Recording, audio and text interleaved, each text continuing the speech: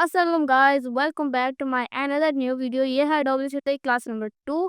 तो इस वीडियो में हम लोगों ने सीखेंगे किस तरह आर्टबोर्ड नया नया डॉक्यूमेंट की कंट्रोल एन से फाइल से जाके 3 तरीके होते हैं नया डॉक्यूमेंट बनाने को, किस तरह क्रिएट किया जाता है, बहुत आसान है। फिर उसके बाद हम साइज कैसे रखते हैं, ये सब चीज़ें आज की वीडियो में हम लोग जानेंगे। उसके बाद आज हम लोग जानेंगे सेलेक्ट सिलेक्शन टूल और डायरेक्ट सिलेक्शन टूल का यूज़, ठीक है ना। तो अभी चलते हैं अपनी कंप्यूटर की स्क्रीन पर। तो अभी हूँ मैं अपनी कंप्यूटर की स्क्रीन पर।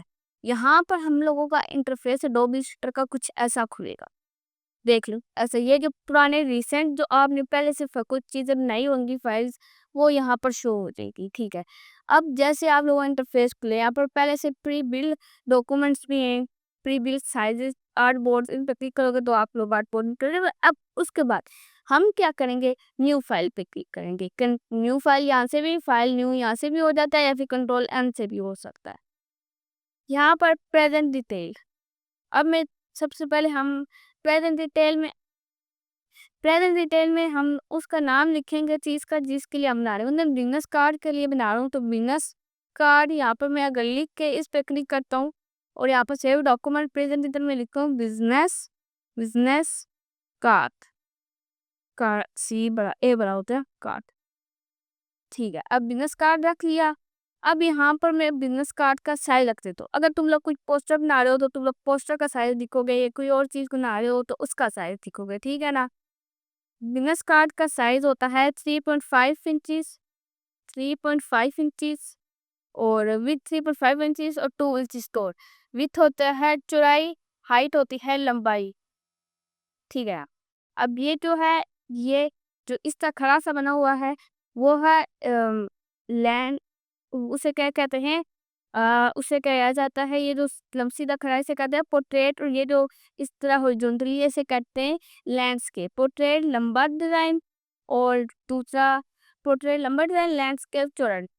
अब ब्लीड, प्रिंटिंग के वक्त जो एक्स्ट्रा एरिया कटिंग के लिए यूज होता है ना, उसे ब्लीड कहते हैं। अब मैं तुम लोगों को बताता हूँ ब्लीड। बिजनेस कार्ड में मैं तो हमेशा 0.125 रखता हूँ, और अगर तुम लोग इसे बंद कर दोगे और आप 0.126 यहाँ रख लोगे तो वो इन सब में अप्लाई नहीं होगा, लेकिन जैसे तुम इस पर क्लिक करोगे तो सब में एक ही साइज अप्लाई हो जाएगा, 0.125। अब अगली चीज़ एडवांस ऑप्शन पे क्लिक करते हैं, मोर सेटिंग में क्लिक कर देते हैं। अब यहाँ पर प्रोफाइल कस्टम को तो हम यहाँ से चेंज कर देंगे। इसे कैंसिल पे क्लिक करता हूँ। उसके बाद है CMYK। अगर आप पेपर या प्रिंट मीडिया के डिज़ाइन कर रहे हो तो तुम लोग रखोगे CMYK, या फिर social media post, social media screen के लिए कुछ चीज़ डिज़ाइन करो उसे रखोगे RGB। मैं RGB ही रखूँगा क्योंकि अब इस खाने के लिए। और रास्टर इफेक्ट, ये जो सबसे ज़्यादा हाई रखोगे तो सबसे ज़्यादा हाई क्वालिटी की तुम लोगों की तस्वीर बनेगी। वेक्टर आर्ट सबसे ज़्यादा हाई क्वालिटी में। प्रीव्यू मोड डिफ़ॉल्ट पे रहने देना है। अब ये मैंने अब सब कुछ रख दिया साइज वाइज। अब मैं सेव प्रेजेंट पे क्लिक करूँगा तो ये सेव्ड के अंदर आ जाएगा। फिर अगली दफ़ा तुम लोगों को बार बार यहाँ पर लिखना नहीं पड़ेगा। तुम लोग आओगे, अपना इलस्ट्रेटर खोलेगा, न्यू फाइल का क्लिक करोगे तो सेव्ड में आ गए। इसके ऊपर क्लिक करोगे, क्रिएट पे क्लिक कर दो, ठीक है ना। क्रिएट पे क्लिक कर दोगे, फिर डबल क्लिक कर दोगे। इलस्ट्रेटर थोड़ा लैग कर रहा था लेकिन अब नहीं कर रहा। अब अगर तुम लोगों को, हम तो आ चुके हैं अब इसके अंदर। अब बिजनेस कार्ड की आज तो आप लोगों को प्रैक्टिस दूंगा फ्रंट साइज बनाने के लिए, फ्रंट पेज बनाने के लिए बिजनेस कार्ड। लेकिन उससे पहले हम कुछ आज मेजर टूल सीख लेते हैं। सबसे पहला टूल है सिलेक्ट सिलेक्शन टूल, दूसरा है डायरेक्ट सिलेक्शन टूल। अब मैं शेप ड्रा करता हूँ यहाँ पर इस तरह। ये मैंने एक शेप ड्रा की, इस शेप को मैं यहाँ से जाके कोई कलर रख देता हूँ ये। अब मैं इसे सिलेक्ट सिलेक्शन टूल की मदद से इधर उधर उठा के इलाज उड़ा सकता हूँ। मैं इसे लंबा कर सकता हूँ उस तरह एरो से। यहाँ पर एरो रखेंगे तो एक लंबा सा एरो आ जाएगा, जैसे हम लंबा छोटा कर सकते हैं, लंबा चौड़ा छोटा जो करना चाहो कर सकते हो। अब उसके बाद हम लोगों का ये तुम लोग ब्लैक कलर की लाइन देख रहे हो ना, जो हमने कलर रखा है उसके बाद जो लाइन है इसे कहते हैं फिल, और ये है स्ट्रोक। स्ट्रोक अगर तुम लोग हटाते हो तो ये ब्लैक कलर की लाइन हट जाए। अब मैं चाहता हूँ कि ये हम वापस ट्रेस करें, लेकिन एक ही सीक्वेंस में वो आगे बढ़े, ये भी रहे और आगे वो पेश हो। ऑल दबा के, ऑल्ट एंड शिफ्ट से तुम लोग उसे आगे ड्रैग करोगी, और जैसे ही कंट्रोल ऑल दबा के आगे करोगे, कंट्रोल डी करोगे तो आगे रिपीट होता जाएगा, लेकिन हम कंट्रोल जेड करने से वो वापस अनडू हो जाएगा। कंट्रोल शिफ्ट जेड से वो रीडो हो जाएगा। ठीक है, अब मैं दोबारा बनाऊंगा, ठीक है ना। इससे थोड़ी सी इसकी अक्ल कमी है। चलो मैं इसे उठा के थोड़ा नीचे करता हूँ। एक मैं नीचे बनाया और से अब एक और मैं बना लेता हूँ नीचे। अब बार बार हम इस तरह लगे तो नहीं देंगे ना, तो कंट्रोल डी करने से वो एक दफा सारे नीचे आती। अब मैं एक और इस तरह 7 बनाता हूँ, फिर कंट्रोल डी करता हूँ, ऑल्ट से 7 इस तरह बनाता हूँ। ऑल्ट से पकड़ के यहाँ पर ड्रैग कर देना, ठीक है ना। फिर जैसे कंट्रोल डी करूँगा तो इस तरह यहाँ पर शो हो जाएगा। मैं इसे ग्रुप कर लेता हूँ एक दफ़ा सारों को। अब मैं चाहता हूँ ये बैकग्राउंड के सेंटर में अलाइन हो जाए, तो यहाँ पर ऊपर ऑप्शन आ जाएंगे, नहीं आते तो यहाँ पर आप विंडो में अलाइन पे क्लिक कर दो, यहाँ पर ऑप्शन आ जाएंगे। अभी हम डिटेल्स में नहीं इस पैनल में जाते, बस तुम लोगों को बिगनर में बता रहा हूँ कि इस तरह सेंटर लाइन करके नहीं। अब तुम चाहते हो कि इसे अनग्रुप कैसे करना है, लेफ्ट क्लिक करना है, अनग्रुप पे क्लिक कर देना है। ग्रुप करना है, सारा सब कुछ सेलेक्ट कर कंट्रोल ए कर लो, या फिर सेक्शन टूल से खींच के कर लो, हो जाएगा। कंट्रोल ए किया, इधर ग्रुप पे क्लिक करोगे तो सारा ग्रुप हो जाएगा। एक शेप को सिलेक्ट करोगे तो सारी शेप है, जैसे ग्रुप है तो सब सिलेक्ट होगी। अब मैं चाहता हूँ ये शेप ना थोड़ी मतलब गोल सी हो, कौन सी, इसके लिए मैं लूंगा direct selection tool. Direct selection tool की मदद से मैं अपनी इन शेपों को गोल कर सकता हूँ। ये है मेरी शेप, ये मैं लिया डायरेक्ट सिलेक्शन टूल। ये है मेरी शेप, इसे मैं यूं घुमा सकता हूँ, यूं यूं लंबा सीधा कर सकता हूँ। ये देखो, रेडियस में इसका इंक्रीज कर सकता।